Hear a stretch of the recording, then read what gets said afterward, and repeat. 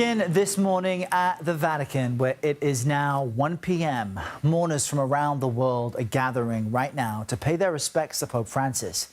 As you know, he died yesterday at the age of 88 after leading the Catholic Church for more than 12 years. Now, the Vatican has announced the late pontiff's body will be moved to St. Peter's Basilica tomorrow to lie in state. His funeral will be held Saturday at 10 a.m. local time, which is 4 a.m. Eastern. CBS News papal contributor Delia Gallagher joins us now from Rome with more on this. Delia, good morning to you. Help us understand what the plans for the funeral are and note the changes that Pope Francis made to these plans in the past year. Well, you know, Errol, of course, a funeral of a pope is something that the Vatican has done for millennia now. And so there are very hard and fast rules about how it happens. A book about this thick is issued by the Vatican with all of the prayers and all of the people and who's going to say it and who's going to move when.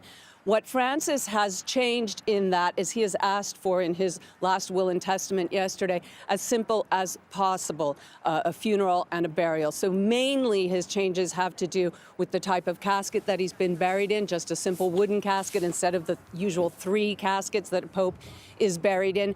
And then his actual burial grounds, which, as we know, will not be here at St. Peter's, but will be at Santa Maria Maggiore, St. Mary Major, another basilica that was very close to Francis's heart. And in that testament, he said he would like to just be buried in the ground with a simple inscription on top that says Franciscus. So his whole desire for the funeral has been to keep it as simple as possible, which of course the cardinals will keep in mind. But they also have to balance that with the centuries-long tradition of papal funerals. So I'm sure we will see all of the pomp and circumstance of a traditional papal funeral as well, Errol. Right, but Pope Francis, I guess, underscoring that humility with those changes that he is well known for. The world has had a full day now to absorb his passing. I'm wondering what's happening at the Vatican today and if the mood has shifted at all. You know, Errol, it's really kind of the calm before the storm right now. There are tourists here that have been here probably since Easter, but what's really happening is you've got to imagine that on the city of Rome and Vatican security now has sprung up this major security mobility. So we've got helicopters flying overhead, we've got streets being cordoned off, preparation for the hundreds of thousands of people that are likely to come for this funeral and heads of state as well. So there's a massive security operation happening around the Vatican as we speak. As we know, Pope Francis's body will be laid in state on Wednesday, so tourists that are going in today are just seeing the basilica, but starting tomorrow they'll be able to see and pay their respects to his body. Now, what's going on inside the Vatican is that the cardinals have already started this morning what they're called general congregations. Those are their meetings. They happen every day up until the conclave. Once you get to the conclave, they will start talking about who they want to elect as a new pope in those general congregations, or at least the general characteristics. But right now, they're discussing logistical issues about the funeral and when they wanted to have it, which they've announced on Saturday at 10, and all of the kind of logistical items that need to be dealt with when it comes to the death of a pope. And then, of course, they will need to set the date for the conclave, which they haven't yet announced, but it needs to be between 15 and 20 days from the death of a pope. A great reminder of just how many details there are to manage between now and then. Delia Gallagher joining us from Rome. Thanks so much.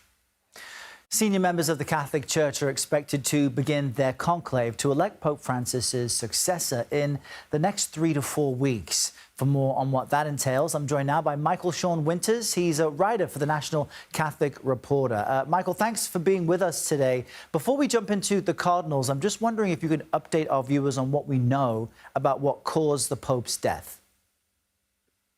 He had a stroke that was followed by incurable or irreversible coronary failure, is what the Vatican said yesterday.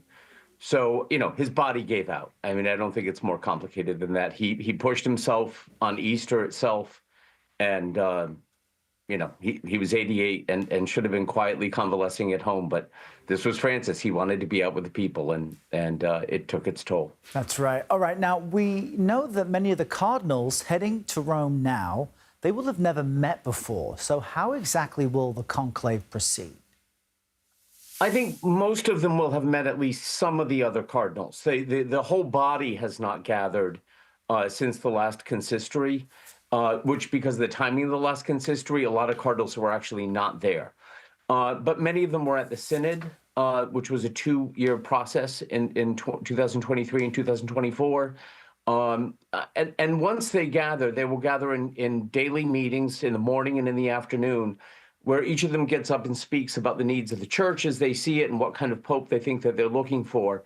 And during the coffee breaks, during the lunches, dinners afterwards, that's really when they get to know each other and start, looking at each other, not just as a colleague, but seeing, who could be pope, who could be in white sitting in the throne rather than sitting next to me in red. Yeah, they'll be literally sizing each other up. I'm wondering it might be too challenging to ask you who are the leading contenders, but I'll ask you who are the leading contenders, or at least what traits are they likely to have?